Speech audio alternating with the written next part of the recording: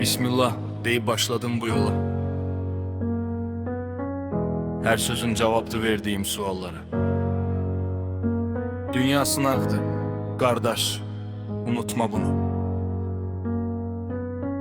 Kulak as, ses danışır ruhunu.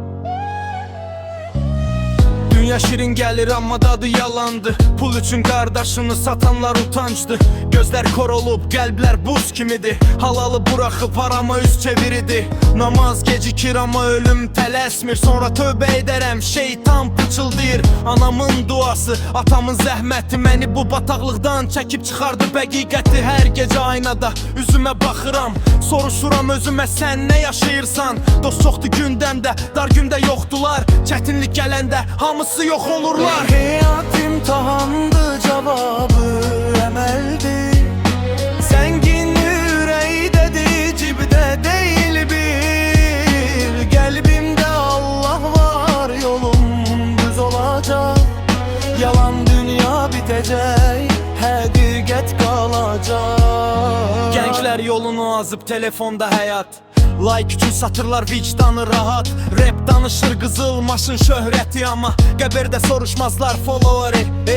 Bir tikə çörək haramdan gəlməsin. Az olsun amma alnım yerə dəysin. Qəlbi qırmaq asandı, düzəltmək çətin. Allah qırıq qəlbdə gizlənib bilin. Zaman axır, geri dönməz heç vaxt.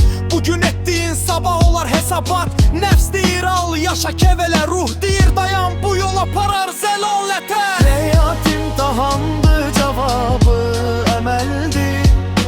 Zənginlik ürəkdədir, cibdə deyil bil. Qəlbimdə Allah var, yolum düz olacaq. Yalan dünya bitəcək, həqiqət qalacaq. Mən küçədən gəldim, nağıldan yox. Dizlərim yara, amma alnım toks. Haqqı danışmaq bugün risk sayılır. Yalan danışanlar tez ucaldılır. Soruşacaqlar bir gün nə etdin. Deyəcəm əlimdən gəldiyi qədər düz getdim. Bir yetimin gülüşü, bir acın duası min lüks saraydan qiymətlidir qardaşım, inan buna. Ölüm var, qəbir var, sirat var, hesab bu rap deyil, sadəcə bu bir xatırlatmaq. Sesim çatırsa sən də ayıl bugün. Sabah gec ola bilər bu həyat sürgün. Əgər bu sözlər toxundusa qəlbinə, demək hələ gec deyil, qayıt özünə. Allah mərhəmətlidir, qapı açıqdır. Son nəfəsə qədər tövbə haqdır.